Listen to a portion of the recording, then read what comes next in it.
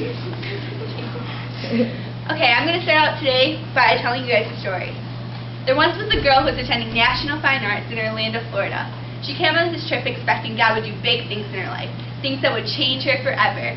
She wanted God to show her how to be a witness in her school. On August 8th, 2009, the service was about reaching one more person. The speaker told everyone to get that one more person you wanted to lead to Christ in your head. So sure enough, the girl got thinking, and she got that person in her head. But throughout the night, she got this feeling, a feeling as if something wasn't right. At the end of the service, she went up to the altar, and while she was there, she began to cry and just mourn for this person. She cried out to God, "Use me. I want to reach more than just one more person." She slowly got up and walked back to her seat. When she pulled out her cell phone, she saw that she had 13 messages. When she opened those messages, they said that someone back home had just died in a moped accident. She opened up and she called her best friend. She wondered if everything was true that these messages were saying, or if it was a prank. So she called and she asked her, "Is it true, and who was it?" Her friend replied, and as she replied, she fell to the floor and she could hardly breathe. Her friend replied saying, "It's true, and it was Wayne."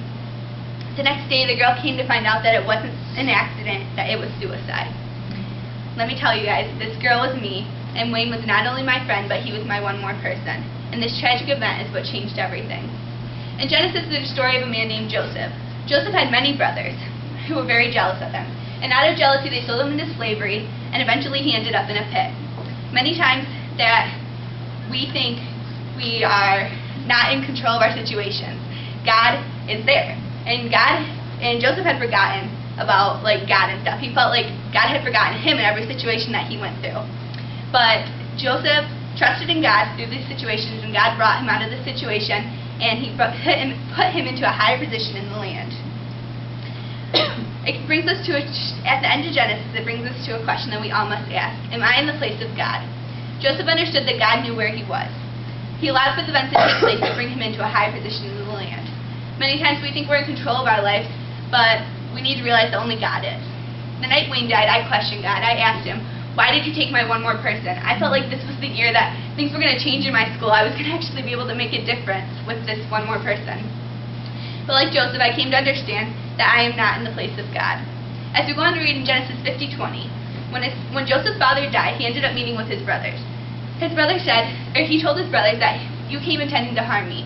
Basically, Joseph was saying, "You sold me into slavery and expected that would be the end of me. You thought you would never see me again, and you just wanted to crush me and destroy me right there."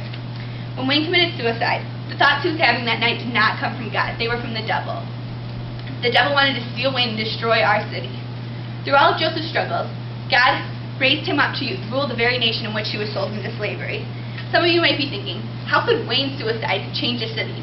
One person, one teenage boy, how could that change a whole city? You see, Wayne was a very influential person. He was captain of the football team, and he was a very positive person and encouraged everyone. Genesis 50:20 also says, "You intended to harm me, but God intended it for good, to accomplish what is now being done, the saving of many lives." Through all of the bad things that happened, God gave me so many opportunities to interact with people I never thought I even would have talked to in my high school. They came to me and they asked me, "Whitney, help me, I need help."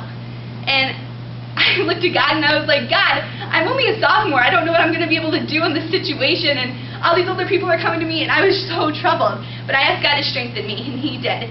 And through the words that I spoke to those people, God spoke right through me, and I believe a seed was planted in them. When I asked them why they came to me, they responded and they told me that they came to me because they knew I had a faith that wouldn't fail them. This was true reassurance to me that God had complete control over the situation. Our city was forced to come together as a community, and we mourned for the loss of this boy. Through your life, you're going to want to do things your own way. If you do it your way, it's never going to be what God wants, and eventually you will end up in the pit. The devil is already coming at you because he has a battle between him and God. He's going to come at you, and he's going to drag you down, and with everything that he can, he's going to get you to go to that pit. But if you're in the pit and you surrender to God, God is going to pull you out of that pit, and He will raise you up like you never thought you could be. He's going to raise you to the person, and He's going to use your story to change many lives. The night Wayne died, I believe God heard my prayer. I wanted to reach more than just one more person. He took this tragedy and used it to change many, many more people's lives. On August 8th, 2009, everything was changed, and God truly changed everything.